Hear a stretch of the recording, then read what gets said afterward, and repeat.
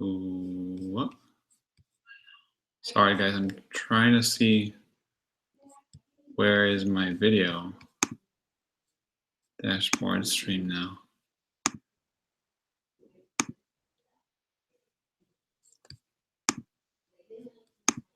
Getting there. I think I'm here. No, this one. Okay. Says everything is working. Can you guys, I can't see the chat. Save changes. Can you guys see me, hear me? Just let me know. And I will try. I can't even see any of this. Can't see my own video. Sorry. Every time I do live, it's different. Or I do it differently. I don't know what's happening. Yeah, everything's working.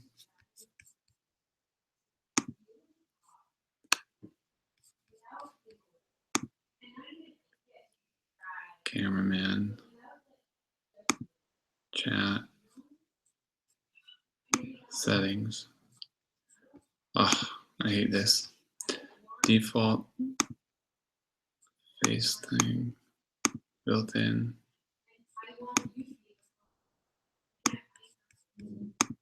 Where is my video? Ah, sorry.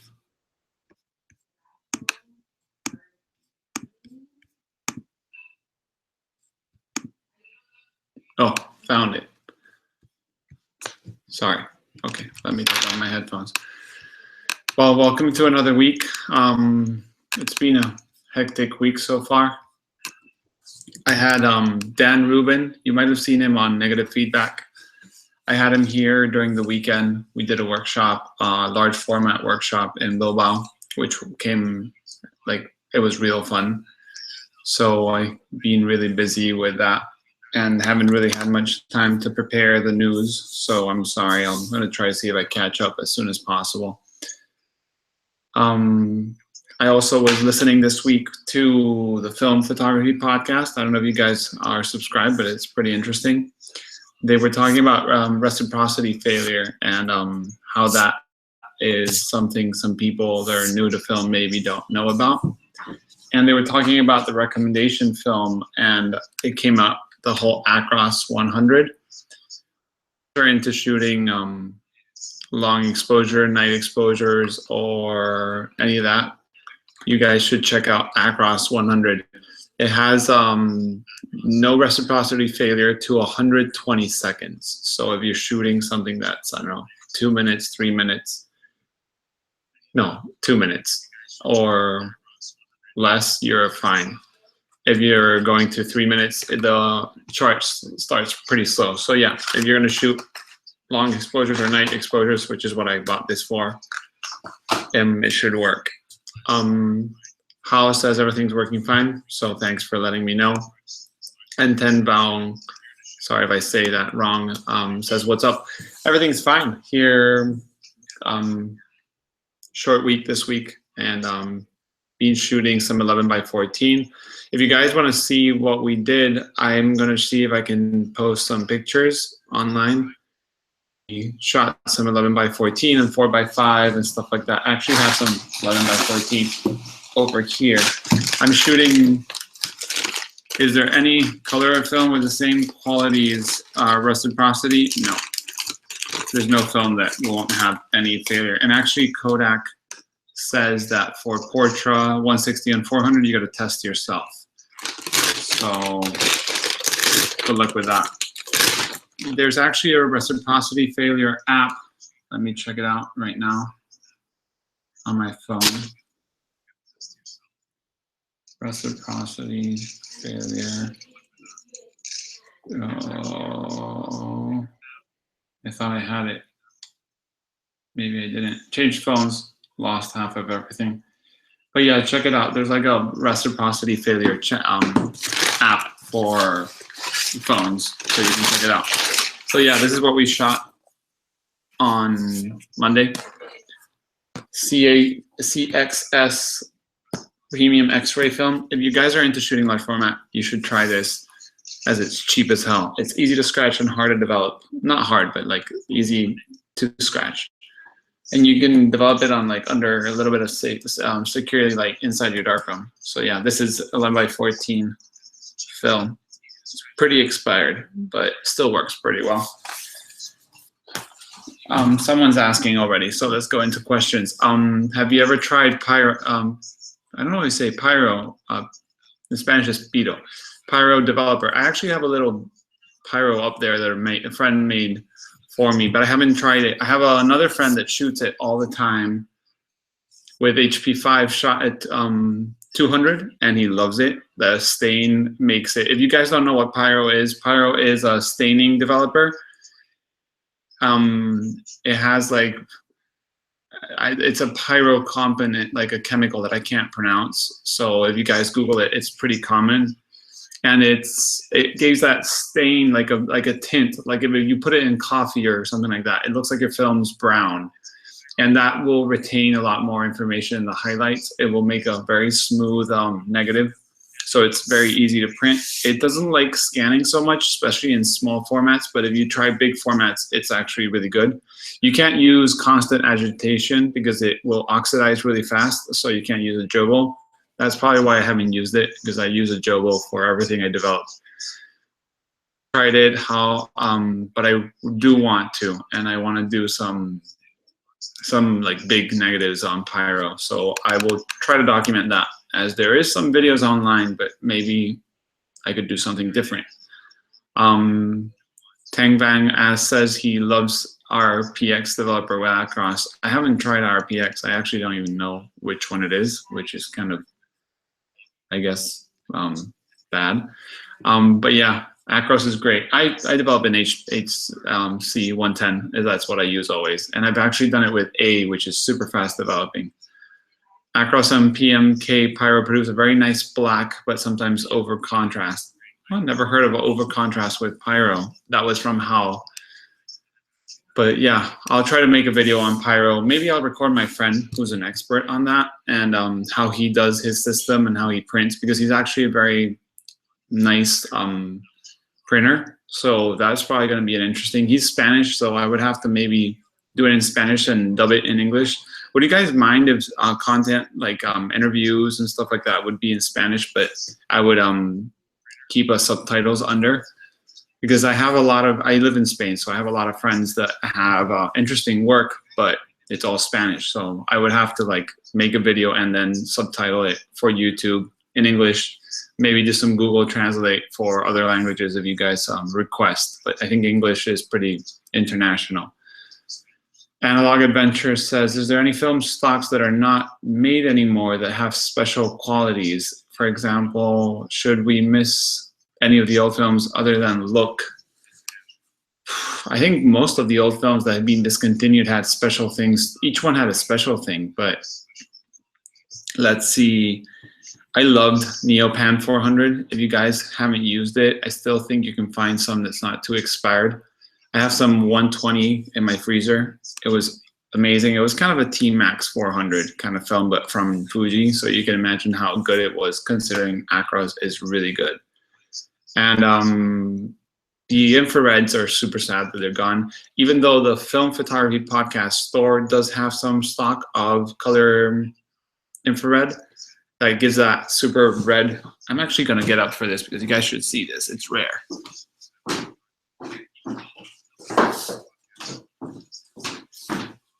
If you don't know infrared, color infrared, you guys should check this book. It's become a really hard book to find and very searched for, so the price has gone up. I bought it for not much. So yeah, Richard Moss, and it's called Infra. I found this before it was a book, and I thought it was amazing. Bought a bunch of infrared film, which was expensive but cheap at that time. You can see his infrared. This is something if you can try to find, it's amazing. There was a guy selling it in, I think it was Europe, and I think it was Dan something, but I'll see if I can find it. But if you Google infrared or aerochrome. I'll type that because I probably pronounce it wrong. Aerochrome. You would see some amazing work. And you can still buy it, but the roll is like $50 a roll, and it's hard to develop. You can't have any lab do it because if they have infrared cameras, they'll fog the film. So you have to kind of do it yourself. Okay, so that's films that other films. FP100C, of course, would be sad the day that it's no longer found. Astia 100 was amazing. It was a Fuji slide film that was great for skins. It was most of them modeling and magazines and Vogues and all these were shot on Astia, so that was really good. But yeah, that's basically the films I would miss the most. Slides from Kodak weren't really my thing, that Ektachrome. I will buy it and shoot it, but it wasn't my thing. I think my biggest deal were Neopan 400, the infrared, and things like that. I mean, that you just add in the FP100C. And then 8x10 becoming so expensive. I wouldn't even say it's discontinued. It just became so expensive. It kind of had to be discontinued from my own shopping cart. So I still shoot it, but I have to think like 100 times about it. Okay, so people say RPX is Biroli. That's what I thought. Thanks for letting me know. Overexposed, across, and underdeveloped. And RPX is Biroli, both by 10 Bang. Yeah, great to see photographers from Europe. That's something I want to do. So I'll try to find time to do those kind of videos about friends or photographers around here. I'm also waiting 10 Bang for Ferrania P30. Oh, actually today, I don't know if you guys read, but they came out with PDF recommending, recommendations for how to treat it, how to expose it, how to develop it, what labs. So I recommend you guys check it out if you are on the list for Ferrania P30. I was on the list, but I kind of took a few days to buy it, so I still haven't received it. Geoff Walker says our Chrome is pretty cool. Shame it's so expensive. It is, and a lot of cool work done with it. It is. Also, Vincent Tulo, which I would say Tuyo because it's double L in Spanish is like a Y, but he shot some infrared in an island somewhere, and it's pretty cool. He's on in Matt Days The Shoot podcast. Nice guy from New York. I recommend you check that infrared work he had. Barbar Fi says Eduardo Pavez Goye, which I follow too, great YouTuber. Does do some videos in Spanish with subs, fine with me. Haven't checked if he gets few reviews. The views, honestly. So I'm not looking for a big audience. I'm looking just to do something I would watch, even though I don't know if I would watch myself sometimes. But yeah, I would go for the Spanish and subtitles. I will do that. And I actually have some Photokina videos that I made almost a year ago that I messed up the microphone and will have to subtitle it because you can't hear anything but noise. So maybe I'll get to that one day. I just need a lot of time. But yeah, basically what you guys have been asking. So yeah, infrared, FP100C. I'll miss when if they ever stop doing ultra large format. Like, I don't think they will. Ilford is running their special size right now. So if you guys shoot anything like 4x10 or 12x20 or any crazy format, it's the time to go online and buy it from wherever retailer is closer to you. Alexander Snell, hi Nico, just came across your channel yesterday looking for large format photography. Check out your medium format stuff too, very refreshing, keep up the good work. Thanks, Alexander. I'm glad you found the channel and liked it. I will be doing a lot more large format because I think it's one of those things there is like a void, not a void, maybe like not a lot of stuff online. There's a lot of videos. You got Ben Horn, you got some other people doing videos on large format shooting, but maybe not so much of explaining how they all work, how to expose, how to work, how to use the cameras and all those things. But for newbies, like all these intrepid users that are getting out there are going to need videos to understand how to use it. So I'm going to see if I can get down to that, like large format 101. So I hope you guys can find some more. And medium format may be something too. I got some too many ideas, not a lot of time. But if you ever have any recommendations, you guys want to see a video or anything, just send me a message through here or Instagram, and I'll be happy to try to fulfill your interests. If I do think I can help you. If I can't help you, I might refer to someone else, which I think is something we should all do, is help each other. What is the cost of getting into the whole rotating tank thing from Jobo? How cheap can you get it used? I'll tell you a little bit of history about my Jobo situation. So I started shooting film with a Hasselblad. I know a lot of people start with something simple, but I guess I found it cheap enough in 2009.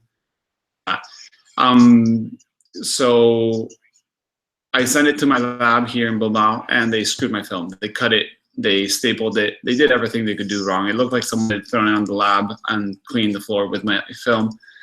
And I came back home and I did Google, which is, I think, what we all do. And I went like developing color film or home or something. I don't know what I Googled, but I found Jobo.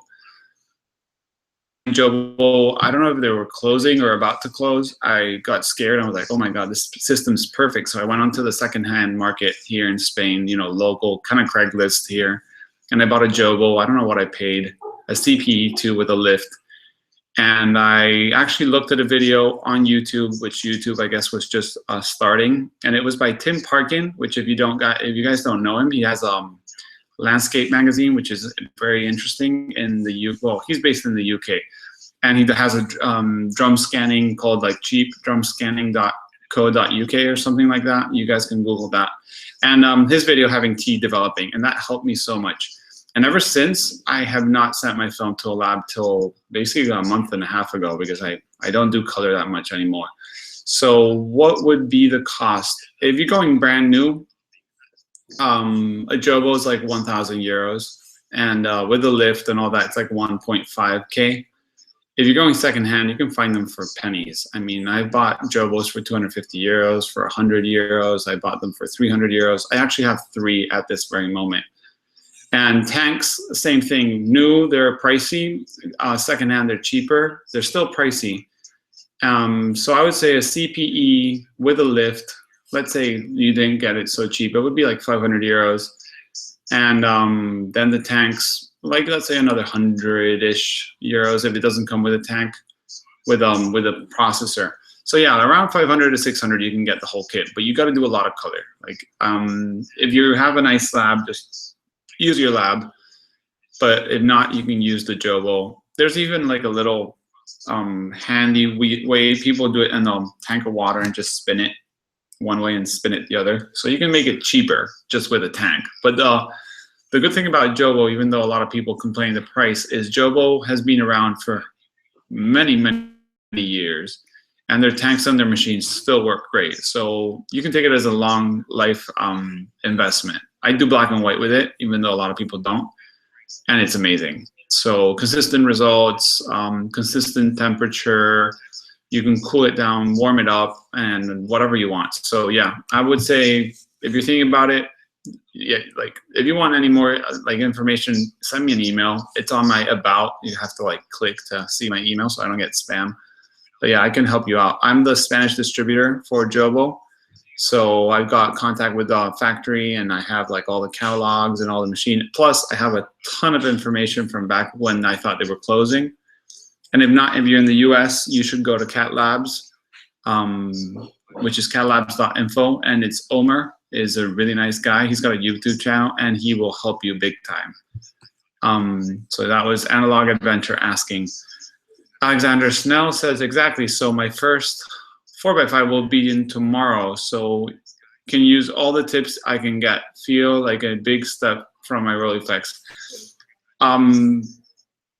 Like my first recommendation for 4x5 or large format is take it slowly. Like shoot your first box, buy some Fomapan film, it's so cheap, and shoot your first box just not moving much, you know, just focusing, trying to get that depth of field nailed. Do black and white, develop yourself, get like, you can get a Jobo tank with a 2509 end, which is great. Does 6 sheets at a time. You can buy the Mod 54 with a Patterson tank, which works great. You can use the new SP445 developing thing that's like a jug with 2 little things. Those work really well. Just develop and check it. So keep on shooting, you know, just keep on shooting. Don't take it like it's scary, just shoot. Don't do a lot of movements and slowly go looking at it. Check Fred Newman's YouTube. He's got a lot of helpful tips out there. So yeah, that's what I would say. Hao says, what do you think about black and white Rosso films and developing them? I like them, but the price for the process is quite high. I actually have in my freezer some Agfa Scala original 4x5. I've been too scared to shoot it, so I guess I can say it's interesting. I think they say that slides in black and white or something else. I'm not a big scanning guy, so I like developing and printing my work on a darkroom. So I go the negative way once cyberchrome or ilfochrome was dead. But you got DR5, which I'm sure you know how about. But there's some kits coming out. Mako Direct and Photo Impacts and I'm sure Freestyle and people like that are getting kits at home. There's some information online to even make your own chemistry. So you guys just have to dig a little bit and you'll find it.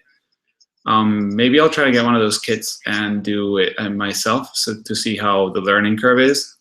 But yeah, I think it's pretty interesting if you're into scanning or projecting. I've seen some Agfa Scala 6x6 on a Hasselblad, shot on a Hasselblad, projected on a proper slide projector and a 6x6 one, and it's something else. But if not, I don't know. It is expensive, so do think about it and try to see if you can develop yourself. If not, just support DR5 in the States and they'll do it for you. Joff Walker, I've seen a pretty big price range for the motorized Jobo unit. Seems like you can get lucky if you find one cheap. Sorry, comments went up. Cheap, a lot of the ones on eBay can be pretty pricey sometimes. Yeah, eBay has turned not to be the best resource for buying film stuff. I recommend going to like the new or the old, like those websites that no one uses anymore. Like in Spain, we have a few that are still working for secondhand stuff local. And go through those and check and write Jobo, write darkrooms as keywords, and you'll find sometimes a darkroom with guys like, oh, darkroom, they found it, or their grandparents or their parents' machinery was there, and you can find Jobo stuff. So don't go for eBay. Everyone knows eBay. Everyone has like snitch like bidding and stuff. So eBay's turning into a little bit of a harder way to get deals. Sorry, man. Amado says, nice. The cost of the States is more 500 for CPE2 and CPP2 are about 1K with bottles, beakers, and sometimes tanks. Yeah, the CPE2, just in case you guys don't know, is the small version. It will do roll film and some sheet film in the 2509 tank. And the CPP2 and CPP-A, CPP3, which is the new version, will do all the roll film and the expert tanks, which are the best thing Jobo ever made.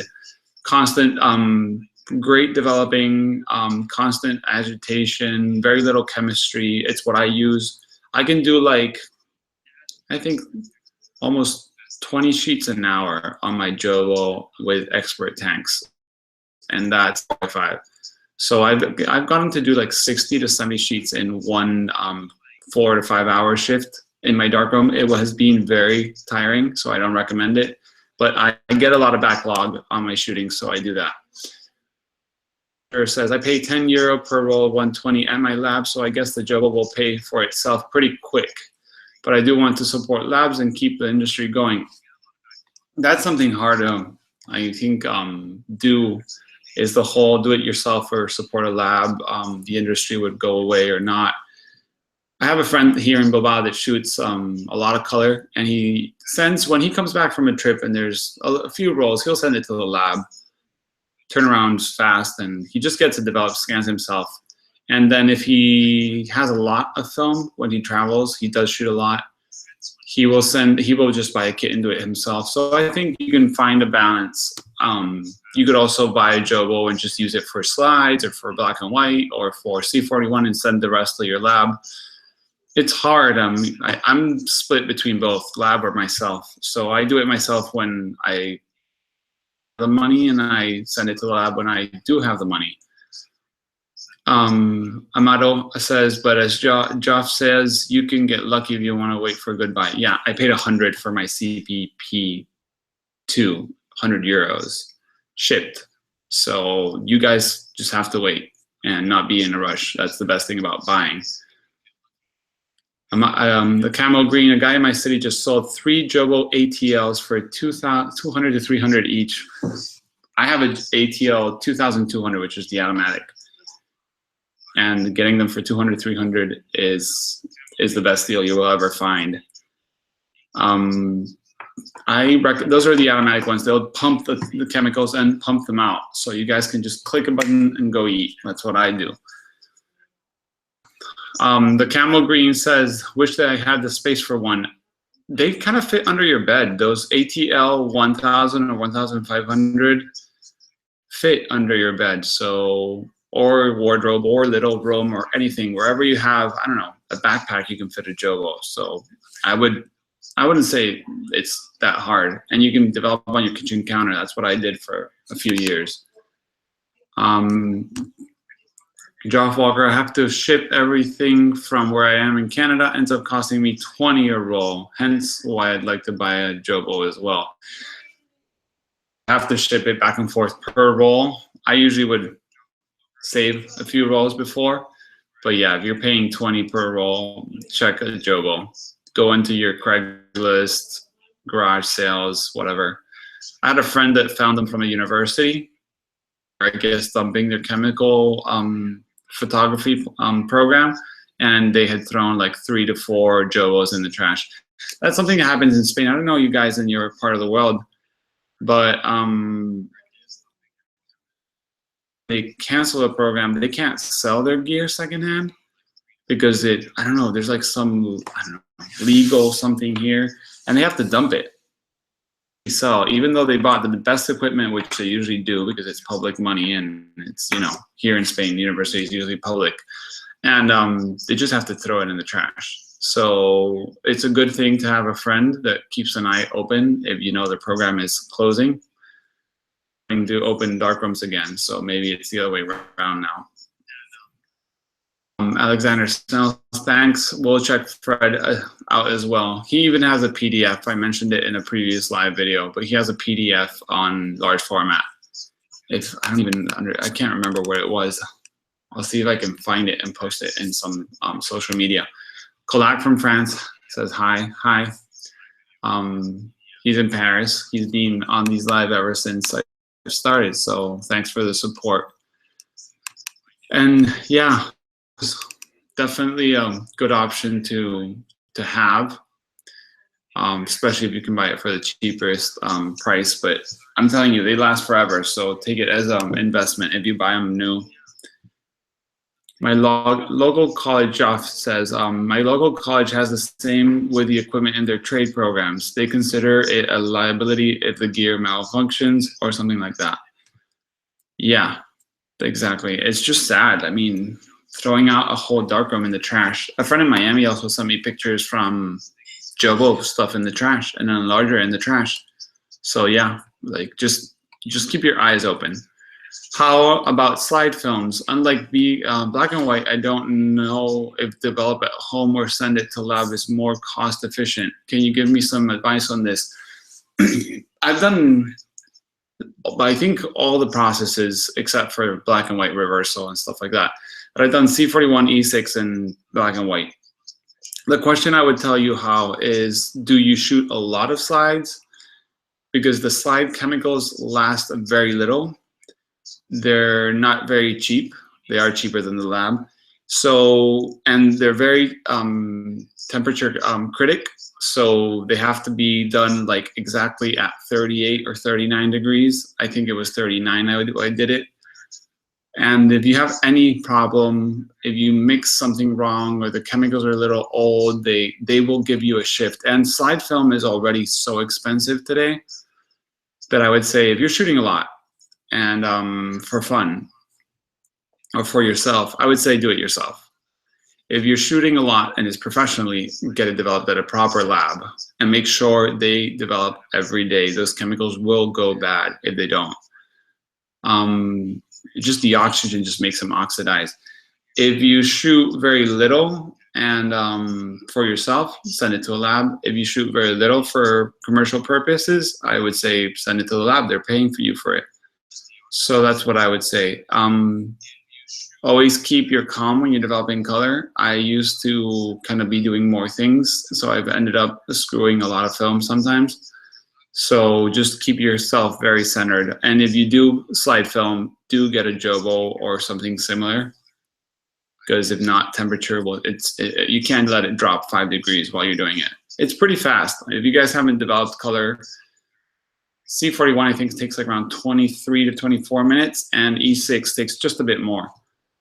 That's what I would say. How Alexander says, I'm getting the 4x5 tomorrow, but my tank only does 35 and 120. With a 120, I'm having some difficulties sometimes with getting stuck over and over again, with film getting stuck. What system will you recommend for 4x5? I think I said it just before, but I'll recommend you again. The 3 tanks I recommend would be the Jobo 25, I think it's 51, or no, it's 2520. It's a little smaller. It will have the spool for the 2509, but if you're buying new, that might be a little more expensive than you might want to use. If you have a Patterson tank, you can use the Mod 54.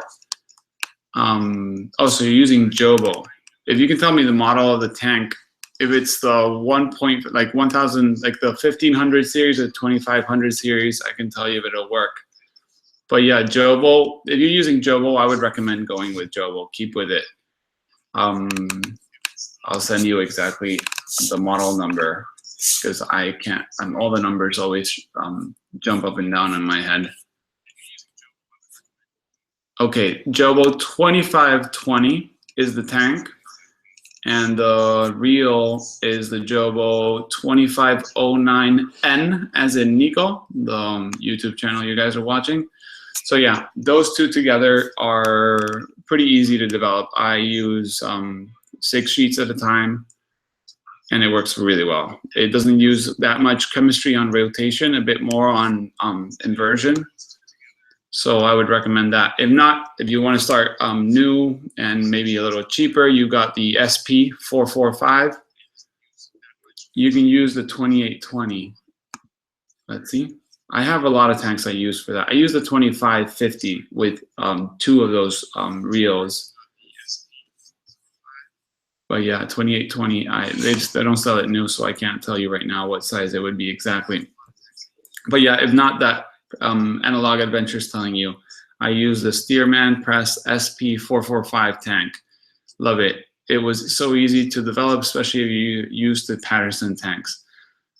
Yeah, you guys, that SP445, I think they actually made a little bit of a renewed version with the holders having more holes for, you know, the chemicals to move in the back of the film. But one thing is, I'm going to tell you is I've screwed up putting 2 sheets together, and if one side of the emulsion, the one that the emulsion's on, gets developed and the back doesn't, just put it in water, running water, and that anti-halation layer will dissolve and disappear. It's not a matter of fixing it more, it's a matter of washing it more. So don't get worried if you ever have a problem that, you know, like you got in the SP445, the back of the film gets a little tint from that anti-halation layer. So just keep on washing till you clean it. He says that's better. Analog Adventure. Amato says you can use a 2820 with a light trap. I've done 8x10 on their paper ones. and it works. Someone asked it on a Facebook page, like, can I develop with my Jobo paper tanks, 8x10 film? You can, you just gotta be careful not to scratch it. And at the price of 8x10, I recommend, you know, a few sheets that you screw up are gonna be enough to buy a proper tank. Alexander says, sounds great, thanks again. We'll check the Jobo and the SP445. Yeah, do check it. I think it's interesting, the SP445. It uses like such little chemistry, so be careful you have enough chemistry for developing. If you guys ever have a doubt about footprint with chemistry, especially when you have to know like how much developer you need per roll, 4x5, just think about a sheet of paper. I don't have a sheet of paper here. I have a book from my wife. So a sheet of paper, one roll of 35 is one sheet. One roll of 120 is one sheet. So it's the same. One roll of 220 was two sheets, so it would be double the amount of film. And then 4x5 is a fourth. So one 4x5 is a quarter of a roll of 35. And 4 4x5s would be the equivalent to one whole sheet, and an 8x10 is exactly one. So that would be, so you can understand how much 4x5 you can do. If you buy a C41 kit, it says 12 rows, so that would be 12 times 4. You would do 48 sheets, so it's cheap. Yeah, just in case. So make sure about the chemicals. Ahmed says, hey dude, just bought a Voigtlander Bessa R with a 35 2.5. What do you think about this combination? I've never shot a Bessa. I've never held one in my hands. People say they're great. They're not Leica, but I understand that it just shoots the same. And the 35 2.5 color Sculpt R was my first lens. Actually, I got a 50 on a loan, and then I got a 35 because I didn't have the cash for Leica glass. And it was stunning camera. It's a small lens. It's a superb performer. It only has that, you know, from f2 Summicron to an f2.5, there's not that much difference in light. So not even a stop, just a little bit less than a stop. And it was really good. Like, I found it a fun little lens. I actually have some prints around here that have been all shot on that lens. And I'm not looking at the grain or pixel counting or whatever they call that. So yeah, I just want performer lenses that work. And that 35 was cheap and good. So I would say you're gonna have a blast with that Bessa and that 35. Don't go crazy about Leica and trying to get a Summicron or something. Just shoot. Just like spend that money on film and shoot. Enjoy it. So yeah, that's what I think about the combination. And if you really are very picky and you don't like the Voigtlander or whatever, even though it has, you know, more frame lines and maybe a better light meter, because I haven't touched them, I can't tell you. I would say just, you know, get maybe a cheap Leica body and just attach that 35. And then you'll have the, I think, not the best of it, but pretty close. I mean, that lens is great. So yeah, just shoot it, enjoy it, and let me know. Hal says, thanks, I mainly shoot black and white and just want to know how much it costs to develop E6. Depends on your country and your labs, but E6 is not cheap. But if you're gonna start, especially starting, start sending it to the lab so you can see what to expect from slides. And if you really love it and you think you can scan it, maybe think about developing it at home, but you will need some kind of machinery to keep it up. I don't think I've ever heard of someone doing E6 in their tub with like agitating themselves and temperature and all that. Kolak says, just bought an OM1 with a 51.4 this afternoon. Nice little SLR. Kolak, every time we talk, you bought a new camera, so I hope you enjoy it and shoot it. He actually sent me some pictures of Olympus Pen F film cameras, half frame, and I'm pretty jealous because I've always wanted one. So hope you enjoyed that OM1 and shoot a lot. Alexander says, gotta run, duty is calling, girlfriend. We'll drop you a pic of the new 4x5 on Instagram tomorrow if you like it. Oh, if you like, good night. Yeah, I'd be happy to see your 4x5. I love large format, so you guys ever want to share something, just send it through me through social media, and I'll probably enjoy seeing it. Amado says 5-liter kit is $199 in the US from Freestyle. Wow, that's the E6. $1.99. Oh my god! I'm gonna guys show you like I almost feel like shipping it to you from Spain. I think I pay like 60 for E6. 5 liter. Well, here it's gone down to 2.5. Tetanal has gone down to 2.5. So yeah, it's 67 euros. So 5 liters would be 130, a bit more. So yeah, I guess that's not that bad. Do think you guys watching, which 20 now, so thanks for being here. Do remember that B&H has stopped the chemical shipping. I think liquid chemicals, they won't ship. So make sure you can find a store that will ship them. That's probably made it a pretty big problem for a lot of film photographers to buy their chemicals there. So yeah, I think B&H won't ship, but Freestyle will. I think Film Photography Podcast, the FPP store will ship liquids. I think they have to do it through ground, and it turns out to be more expensive. It takes more time, so do make sure if you're gonna buy more. So you know, you get it shipped, and at least you don't pay so much for one single kit. Even though, remember, they go bad. You can keep them in your fridge. I would recommend you keep them in the fridge. So I've missed that before. Analog adventure. I'm going to test my grandfather's Canon Futura in a few weeks. What do you guys know of the newer? Think of the newer analog cameras. No interest. I think what happened with film photography and cameras, we start with mechanical cameras. Well, we started with wooden boxes, and then we went to mechanical cameras, and then we started electronics, and then we went to autofocus, and then it kind of crashed there. We all know those mechanical cameras with a little, you know, love will work forever, almost. And I think the modernish ones or the newer cameras were in those 90s and late 80s, and they were kind of uglier. I think people have decided, you know, they're going to keep on shooting film. Why not shoot those mechanical? They're precision machines. They're beautiful cameras, and I think they have like a different feel.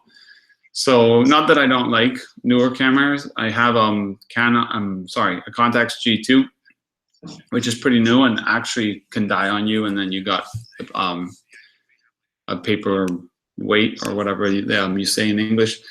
So yeah, I think that's the problem with the newer ones. The point and shoots are pretty okay. People love them because they're easy to put in your pocket. But if you're gonna go to SLRs, those modern ones don't give you that feel of the mechanical cameras. Even though you want to shoot fast or you want to, you know, expose slides on your camera properly, you're gonna need some of those more modern ones. Green Darkroom asks, where do you buy your film and paper? It depends a lot on where I am at the moment. I live in Europe, in Spain, but my wife is from Miami, in the States, in Florida. And I try to take advantage of the best deals. So I'm flying to the States. I buy film and paper there. Ilford, sadly, is much cheaper in paper and film in the United States. So I tend to buy even paper there, which is pretty crazy because it's heavy and big. But if not in Europe, I would say starting with the biggest stores. I've started with Makodidect in Germany. I bought from Photo Impex in Germany. They got great prices to be Europe. I bought a lot of color paper and chemistry from AG Photographic in the UK. They have a great service. They actually ship, I think it's up to 20 kilos for straight fee. So my friends and me here, a lot of my friends shoot and print in the darkroom. So we would buy the 5 liter fixer and 5 liter developers, and that would turn out really cheap. At AG Photographic has really good prices on Ilford chemistry and, well, chemistry, because paper, I'm telling you, is cheaper in the States. So do try to get something through there when I need that. Color paper I get there, color chemicals I get there for RA4 paper chemicals. Then I do a lot of shopping sometimes in a store in Madrid called Fotocasion for Tetanal. For C41 and E6, they're cheap. cheaper than anyone else I've seen. Film, I buy sometimes here in Spain in a store called Fotocarrete, which I'll type that. I mean, I'm in Spain, so I don't know if this is worth for you guys to ship out of here. But he's got good deals to be Europe, and it's pretty good. And local, if I'm in a big emergency, which lately it's happened a few times, they actually, you can still buy Belvia 50 on 120 here locally. So you pay like double the price, but I buy it here if I need it. So yeah, that's what I go for, whatever's cheaper. I'm sorry for many of the stores that I would love to support, but I shoot a lot and I have a family, so I have to look for every single dime I can save. And I try to go for cheaper wherever I can. And yeah, I travel with film. If you guys, I made a video on traveling with film. Actually, after Matt Day made his, I thought, you know, I've traveled a lot and I've traveled with a lot of film. I've probably shipped, well, I've flown with, maximum has been 400 rolls of 220 film. So, and that went on my backpack. And hand checked or x-rayed or whatever, never had a problem. So I recommend you guys watch the traveling with film video if you guys want to see my experience on it. But yeah, don't be scared to buy film somewhere else. Don't make friends bring it. That's a bad experience. I actually have some film here, which I can show you guys. This was brought to me by my sister-in-law, which I have to say thank you for. But she got confused with the x-ray stuff and not putting it here, and she let them open the box. So I came home and 5 boxes of Portra 160 and 4x5 were opened. And I panicked, got my changing bag straight away out and opened it and checked, and the inside sleeve was closed. So thankfully, I feel like exposed. Here, you see? I hope that won't expose film. So yeah, they opened it and did that. So be careful. Another person put their film in their checked bag and they got screwed. Another person I know made his girlfriend bring some paper, and that got opened and x-rayed and fogged, of course, on a checked bag. So just do it yourself or don't do it. Or a film photographer, but make sure you guys talk like what happens if you guys screw it up. Because there's nothing worse than having a friend screw up something and you just makes it awkward. Analog adventure. I agree, Nico. I tend to go older cameras for medium format and more point and shoot style for 35. I kind of do that too.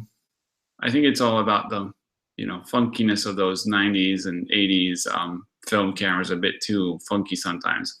How I think there should be another Epson RD1 mix between the modern and the classic.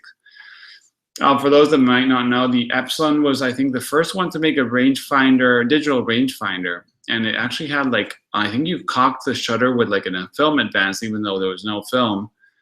And people will say it's really good camera, so I can't tell you anything about it. I don't have it myself, never tried it, but yeah, it'd be nice to see sometimes something hybrid, even though that Instax, I don't like it. Analog adventure, how I just googled it, looks cool. Yeah, that's the Epson camera, which they've never made more cameras than that, I think. Joff says, I'd love to buy locally, but my local photography stores charge over double the price I can pay at B&H. Portra in 35 is 25 Canadian. Wish I could buy but it's too expensive. That's something you'll find a lot, is your local stores just bump the price. Usually it happens because they don't sell a lot, so they don't get discounts. B&H is a humongous store. They sell, I think, thousands of rolls a day. So it's sad to see local stores not have film at good prices, but it's understandable. I think as long as we can still buy it, we'll be okay, but it's sad not to be able to support local. I feel that same thing. I think even in Australia, it's even crazier. I think it's like $40 per roll of 35, and there's no option to buy it sometimes out of it. If you guys watch Negative Feedback, there's a collaborator called Tim Palman who lives in Australia, and he buys his film and stuff in the UK. So that can tell you how hard it must be and expensive. over there. Hao says, Analog Adventure, I know, right? It would be better if a newer camera comes out with better build and better quality, or just a Leica MD plus film advance lever. I don't know if I would like that whole hybrid. I guess people would like it. That's why they made the Leica non-LCD back on the back, because people wanted to have that experience.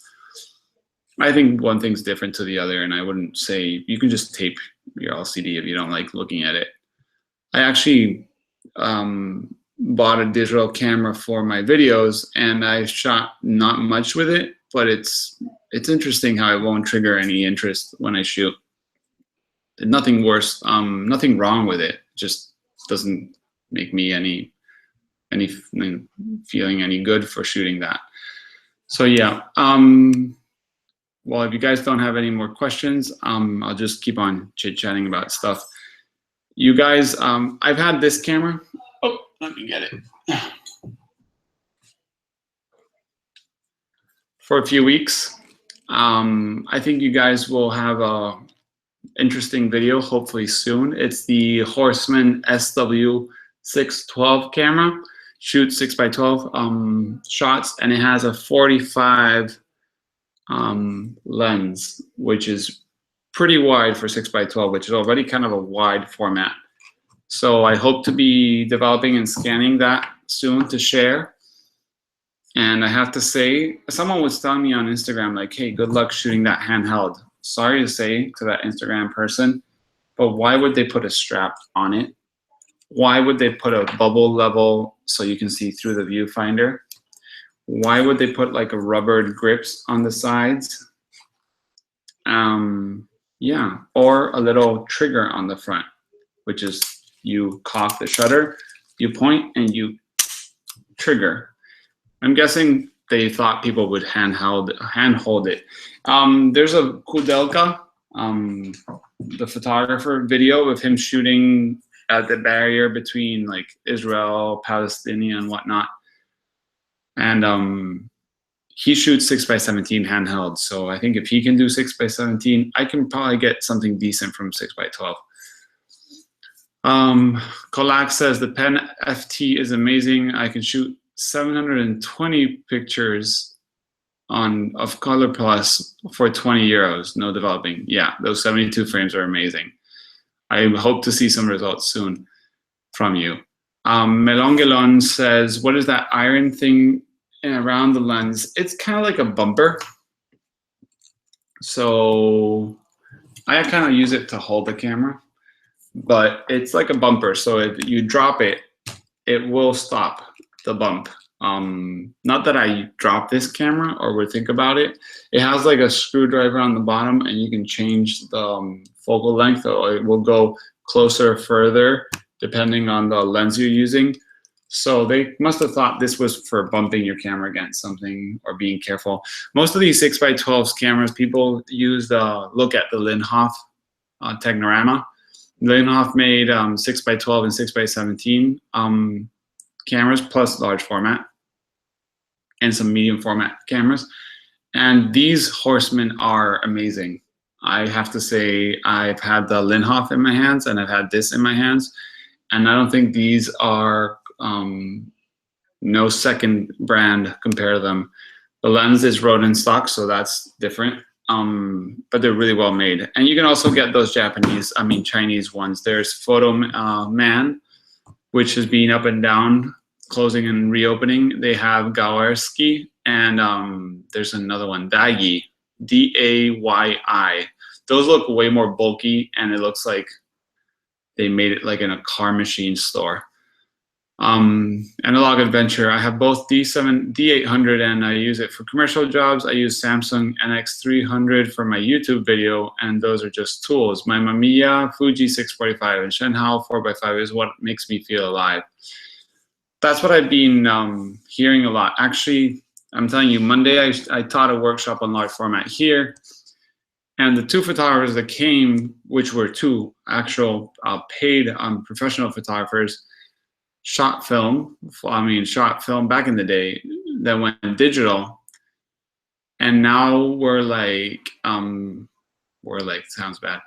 They missed the feel, so they both had Linhof cameras, even though I provide Chamonix 4x5s.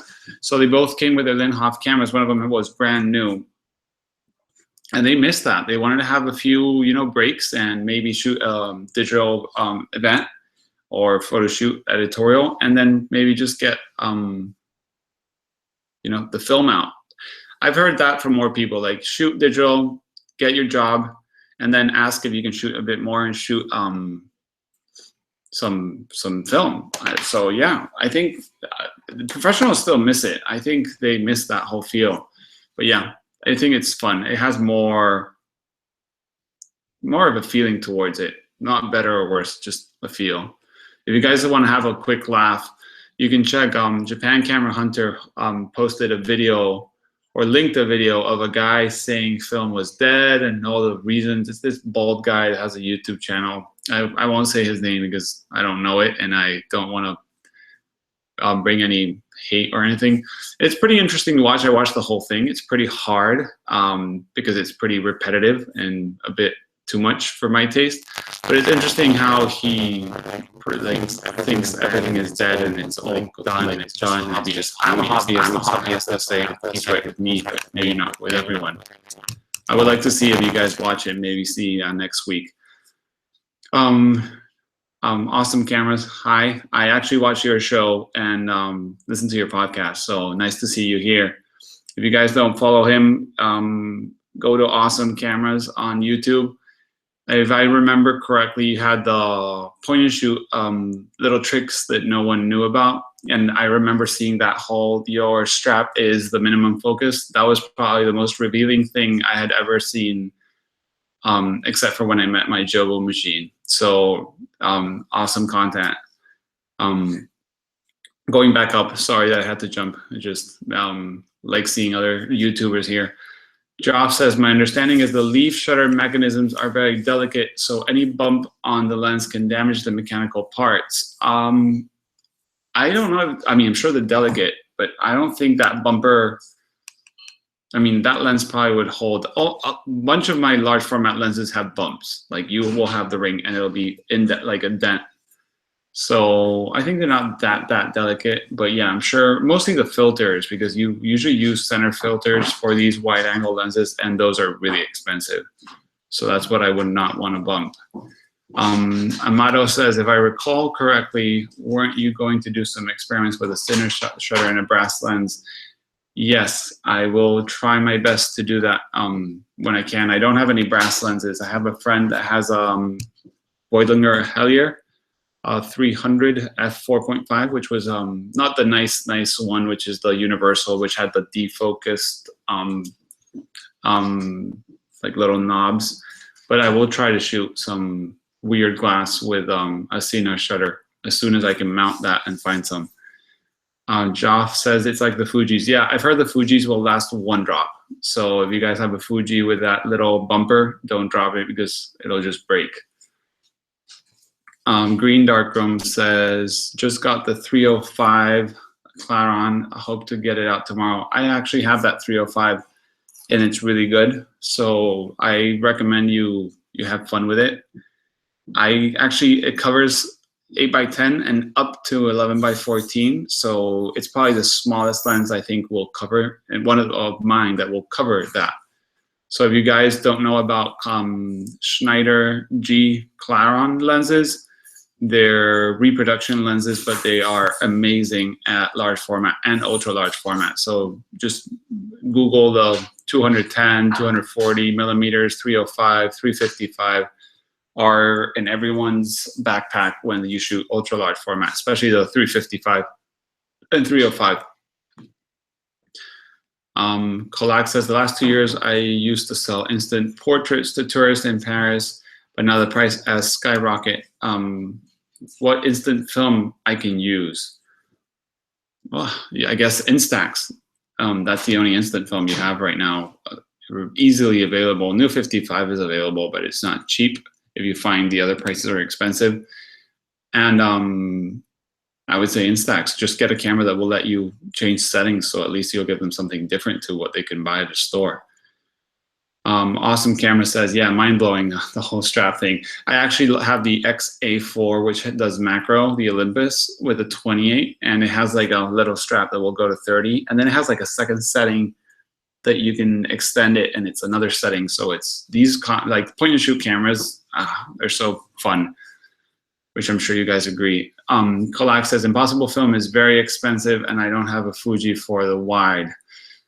Look on secondhand. The Fuji 210 Instax is like $50. Like you can find even the I think it was a version 200 or a version 100 that was the old one. So yeah, just try to see, and you can check it out. I didn't read Awesome Camera saying, always wondered why some of those straps were so long. That was the minimum focus, I guess. Amada says, to your comment about pros using film and digital, Niconing, I don't know who that is, was shooting a Hasselblad 500 series with 120 film alongside his Canon today for a job for Cosmo. Yeah, some of them, this professional photographer that I was with on Monday was telling me that he wants to shoot film for paid gigs, but either you have a big name or they won't let you go for film. They want instant. Like the clients just want to see the picture there. So if you guys know any professionals that use film, I'd be glad to know about them because I think it's fun to share and fun to know if one can get to interview them or feature them or talk about the fact, because a lot of people shoot film and think they can do more than just weddings maybe on film. So it'd be nice to see. Awesome Cameras, I just picked a 210 Clown G for $50. Yeah.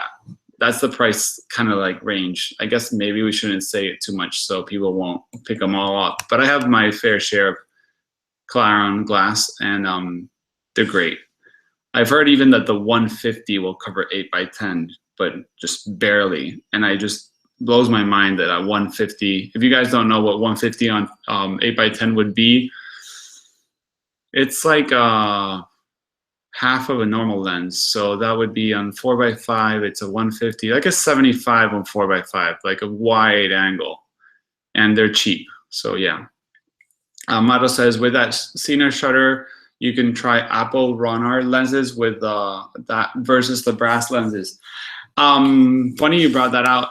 I met a guy last week that is a hardcore CNR shooter. He has like the 1000 millimeters Ronars, and he shoots with like the special made on CNR rails and 2 tripods and slides. He's been doing that for like tourism locally, well, in Spain.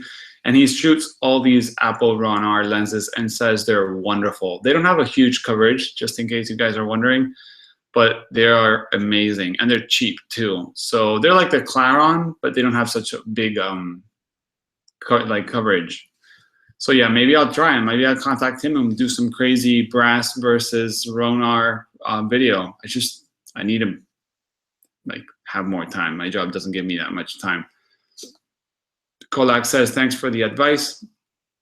Yeah, I would say that if you want to shoot off Instax, or FP 100C and just charge them a bit more, but it's getting hard to find. Analog Adventure, man, I wished we had a culture of garage sales here in Norway. There are no gear sold outside Craigslist websites here. Since there are online ads, the price starts high. If you don't have any like garage sales, we don't have garage sales here either. One thing, old friend of mine that ended up going, well, we split parts a long time ago.